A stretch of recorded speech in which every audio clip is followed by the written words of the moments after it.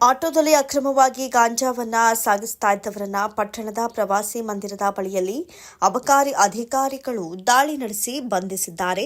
ಗಾಂಜಾ ಸೇರಿದಂತೆ ಮೂವರನ್ನ ಈಗಾಗಲೇ ವಶಕ್ಕೆ ಪಡೆಯುವಲ್ಲಿ ಈಗಾಗಲೇ ಅಬಕಾರಿ ಅಧಿಕಾರಿಗಳು ಯಶಸ್ವಿಯಾಗಿದ್ದಾರೆ. ಮೂರು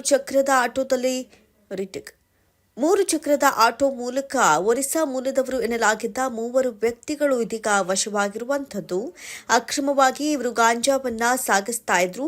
ಈ ಬಗ್ಗೆ ಖಚಿತ ಮಾಹಿತಿಯನ್ನ ಆಧರಿಸಿ ಗಸ್ತಿನಲ್ಲಿದ್ದಂಥ ಅಬಕಾರಿ ಅಧಿಕಾರಿಗಳು ಆಟೋವನ್ನ ತಡೆದು ಪರಿಶೀಲನೆ ನಡೆಸಿದ್ರಿಂದ ಚೀಲಗಳಲ್ಲಿ ಗಾಂಜಾವನ್ನ ತುಂಬಿಕೊಂಡು ಹೋಗ್ತಾ ಇರೋದು ಕಂಡು ಬಂದಿತ್ತು. ಅಬಕಾರಿ ಅಧಿಕಾರಿಗಳು ಕೂಡಲೇ ಆಟೋ ಹಾಗೂ ಸಾಗಾಣಿಕೆ ಮಾಡ್ತಾ ಇದ್ದಂತಹ ಸುಮಾರು 6 ಕೆಜಿ 200 ಗ್ರಾಂ ಗಾಂಜಾವನ್ನ ವಶಕ್ಕೆ ಪಡೆದುಕೊಂಡಿದ್ದಾರೆ. ಒರಿಸ್ಸಾ ಮೂಲದ ಮೂವರು ಆರೋಪಿಗಳನ್ನು ವಶಕ್ಕೆ ಪಡೆದು ಪ್ರಕರಣವನ್ನು ದಾಖಲು ಮಾಡಿಕೊಂಡು ಹೆಚ್ಚಿನ ತನಿಖೆಯನ್ನ ಮುಂದುವರೆಸಿದ್ದಾರೆ.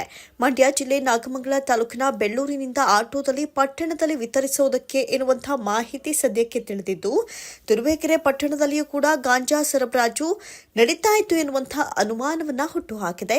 ಅಬಕಾರಿ ಇಲಾಖೆಯವರು ಹೆಚ್ಚಿನ ತನಿಖೆಯಿಂದ ಎಲ್ಲ ಇದೀಗ ತಿಳಿ ಬರಬೇಕಾಗಿದೆ.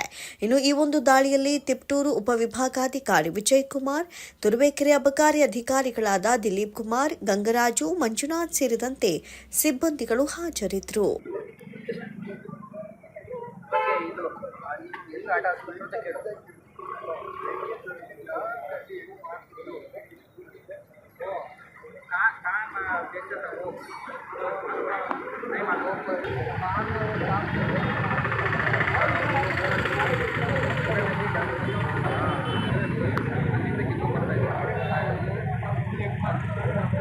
इधर कितना